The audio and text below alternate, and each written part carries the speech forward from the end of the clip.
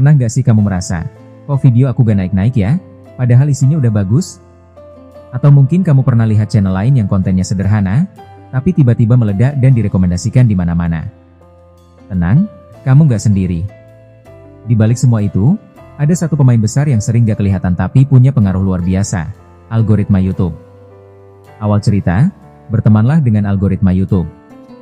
Bayangkan algoritma YouTube seperti seorang penjaga gerbang raksasa. Dialah yang menentukan video mana yang masuk halaman beranda, mana yang ditampilkan di sidebar, dan mana yang muncul saat orang mengetik di kolom pencarian. Tapi, bagaimana sih sebenarnya algoritma itu bekerja? Dan lebih penting lagi, bagaimana kita sebagai kreator bisa berteman dengan algoritma ini untuk meningkatkan jangkauan dan penghasilan kita? Dua perubahan yang mengubah permainan. Beberapa waktu terakhir, YouTube melakukan upgrade besar-besaran. Algoritma mereka nggak lagi cuma sekadar menilai klik atau jumlah views. Sekarang, mereka lebih tertarik sama satu hal, seberapa lama penonton betah nonton video kita. Artinya, video berdurasi panjang yang bisa mempertahankan perhatian akan lebih sering direkomendasikan. Tapi di sisi lain, konten pendek seperti Shorts juga mulai dilirik karena bisa viral dengan cepat. Dan yang lebih canggih lagi, algoritma sekarang belajar dari kebiasaan tiap pengguna.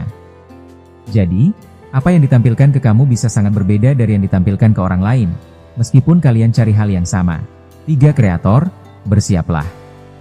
Nah, apa artinya semua ini buat kita sebagai pembuat konten edukatif dan lain-lainnya? Saya sebagai konten kreator edukasi membagikan pengalaman saya yaitu: pertama, kita harus mulai mikirin strategi yang lebih pintar, bukan cuma buat video, tapi juga bagaimana caranya video itu ditemukan. Kita juga harus belajar dari data. YouTube punya segudang informasi soal siapa yang nonton kita, berapa lama, di mana mereka berhenti, dan apa yang mereka suka. Dan jangan lupa, bangun komunitas, karena algoritma suka dengan interaksi. Like, komentar, dan share punya peran besar dalam mendorong video kita naik. Dan apa kabar penonton? Di sisi lain, perubahan ini juga mengubah cara penonton menikmati konten. Penonton sekarang lebih mudah nemuin video yang mereka suka, karena semuanya disesuaikan. Tapi hati-hati, personalisasi berlebihan bisa bikin kita terjebak di filter bubble, dunia yang hanya menampilkan apa yang ingin kita lihat. Untungnya, YouTube juga berusaha menjaga keberagaman. Jadi sebagai kreator, kita punya peluang besar untuk menyajikan sudut pandang yang unik dan mendalam.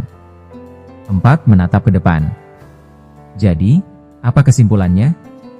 Algoritma YouTube itu seperti medan yang terus berubah. Kadang bikin frustasi, tapi juga penuh peluang.